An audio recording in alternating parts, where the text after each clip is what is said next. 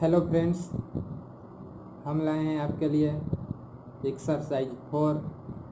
Chapter का नाम है क्वाड्रेटिक इक्वेशन, द्विघात समीकरण। तो द्विघात समीकरण या द्विघात बहुपद के बारे में आप लोगों को बताया गया है चैप्टर 2 पॉलिनोमियल चैप्टर। पॉलिनोमियल किसी भी बहुपद में, बहुपद क्या होता है ये आपको पता ही है।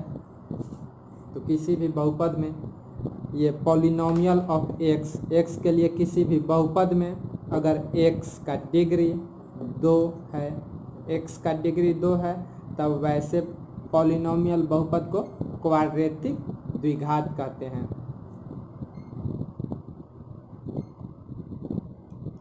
इसी तरीके से किसी भी पॉलिनोमियल एक्स बहुपद में एक्स का डिग्री घात अगर 3 रहता तो उसे क्यूबिकल पॉलिनोमियल कहते हैं। इसी तरीके से ये आपका द्विघात समीकरण, द्विघात इक्वेशन, क्वाड्रेटिक इक्वेशन के बारे में इस चैप्टर में पढ़ना है। अब आते हैं मानक रूप, standard form of quadratic equation. तो ये क्या होता है? A x square plus B x plus C equal to 0। मतलब कि कोई भी पॉलिनोमियल पी एक्स के लिए A x square plus B x plus C equal to 0 हो, यहाँ पर एक्स का मैक्सिमम पावर 2 है, तो ऐसा रूप आपको क्वाड्रेटिक इक्वेशन द्विघात समीकरण कहलाता है, जिसमें ए नॉट इक्वल टू 0। मतलब कि ये इन टर्मों में से कोई भी टर्म 0 हो सकता है, लेकिन ए 0 नहीं होना चाहिए। अब जैसे देखते हैं एक एग्जाम्पल।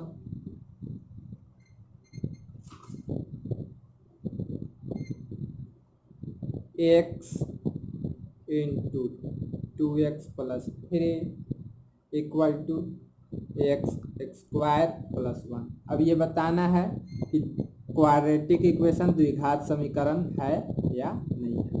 तो पहले इस फॉर्म में लाएंगे A x square plus B x plus C equal to 0। तो सारे टर्मों को एक तरफ करेंगे तब 0 आएगा। पहले इसको तोड़ते हैं। x में 2x से मल्टीप्लाई हुआ 2x स्क्वायर प्लस 3 से मल्टीप्लाई हुआ 3x। अब ये इधर आएगा minus x square minus 1 equal to, इधर कुछ नहीं है तो 0 बच गया। देखते हैं 2x स्क्वायर में से ये x स्क्वायर को माइनस करते हैं तो बचेगा x square plus 3x minus 1 equal to 0। देखते हैं यहाँ पर ये आ गया ए एक्स स्क्वायर, मतलब यहाँ पर 1 है ए का value, plus B x plus C equal to 0। तो ये द्विघात समीकरण है। इस तरीके से पहले हम चेक करेंगे कौन सा इक्वेशन द्विघात समीकरण है या नहीं। तो द्विघात समीकरण के लिए मैक्सिमम पावर 2 होना चाहिए और ए नॉट इक्वल टू 0 होना चाहिए। अब इस तरीके से हम बात करेंगे इसके शून्यक मूल की, रूट्स ऑफ क्वाड्रेटिक इक्वेशन, द्विघात समीकरण के मूल। तो ये मूल क्या होते हैं?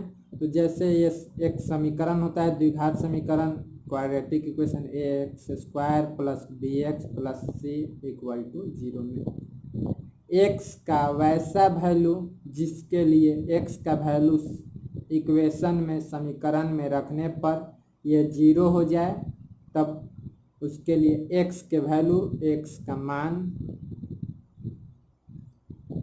मूल कहलाता है या शून्यक या रूट्स कहलाता है। क्लियर? अब द्विघात समीकरण, तो किसी भी पॉलिनोमियल में रूट्स की संख्या उसके पावर पर डिपेंड करती है।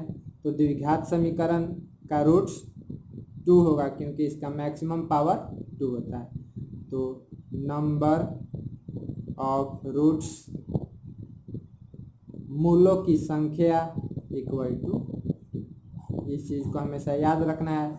ये आपके ऑब्जेक्टिव क्वेश्चन में भी पूछ सकता है और आपके पैटर्न में ऑब्जेक्टिव क्वेश्चन एग्जाम में ज़्यादा पूछ रहा है, इसलिए आप छोटी छोटी बातों को हमेशा याद रखिए ताकि आपका ऑब्जेक्टिव का क्वेश्चन कोई भी गलत ना हो। अब ये दोनों रूट्स को हम लोग डिनोट करते हैं, एक रूट्स को अल्फा से, दूसरे रूट्स को बीटा से। ये अल्फा और बीटा बीजगणितीय साइन है जिसमें दोनों मूल x का दोनों वैल्यू अलग अलग, एक को अल्फा से दूसरे को बीटा से इस प्रकार डिनोट करते हैं। अब आते हैं समीकरण के कोफिशिएंट, गुणांक और मूल में रिलेशन बनाते हैं। अब आते हैं दोस्तों गुणांक और मूल में संबंध, relation between coefficient and roots. तो कोफिशिएंट क्या होता है, ये जैसे एक्स स्क्वायर के साथ जो मल्टीप्लाई में रहेगा ये कोफिशिएंट हुआ, एक्स स्क्वायर का कोफिशिएंट ए, एक्स का कोफिशिएंट बी और ये कांस्टेंट टर्म है। तो इस कोफिशिएंट और ये अल्फा बीटा में रिलेशन बताना है। तो एक रिलेशन होता है मूलों का योग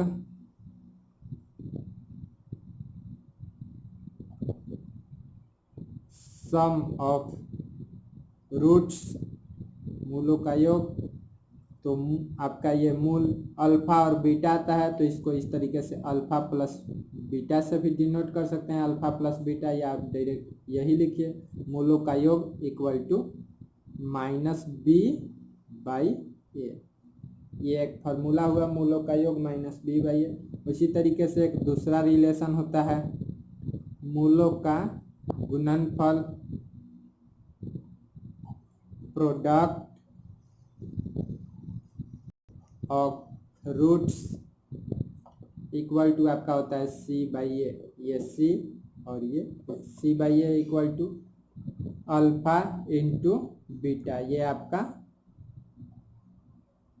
मूलों का प्रोडक्ट हुआ और अल्फा प्लस बीटा मूलों का सम हुआ। तो याद रखना है हमेशा alpha plus beta equal to minus B by a, alpha into beta by c by, इस तरीके से। अब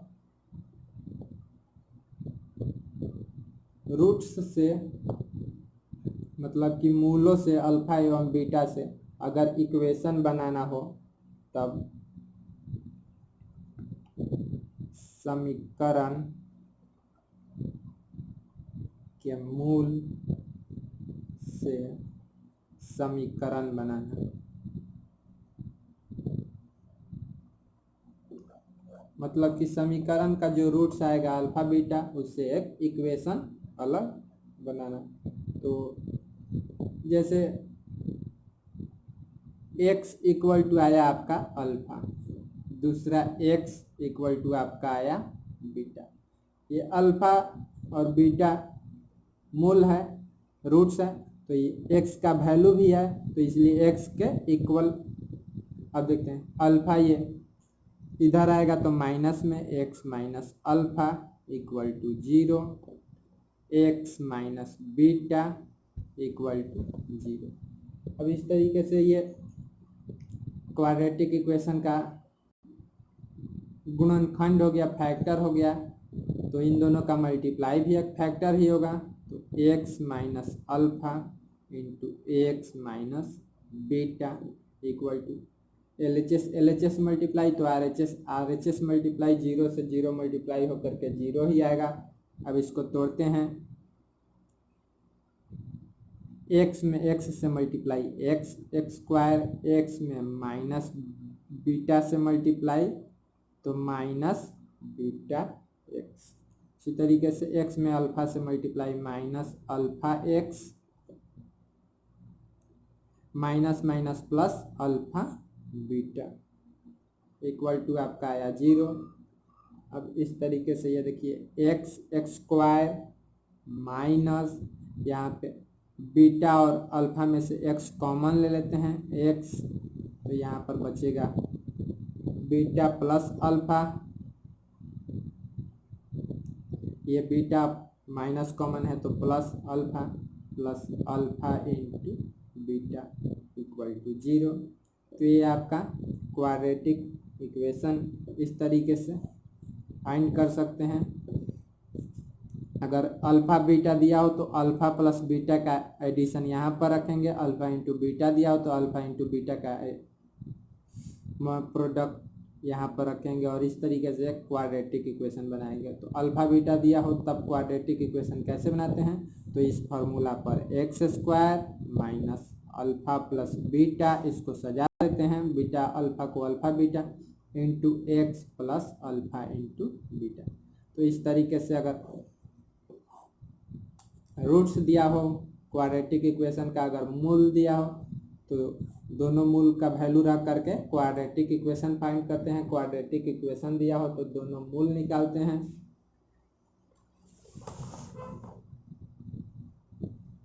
अब इस तरीके से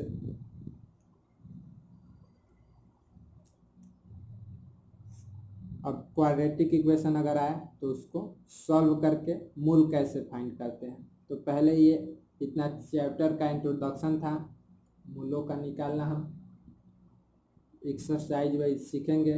जैसे जैसे एक्सरसाइज आएगा तो इस चैप्टर इंट्रोडक्शन को आप अच्छे से देखिए, चीज़ों को अच्छे से समझिए ताकि आपका ऑब्जेक्टिव प्रश्न भी ना छूटे।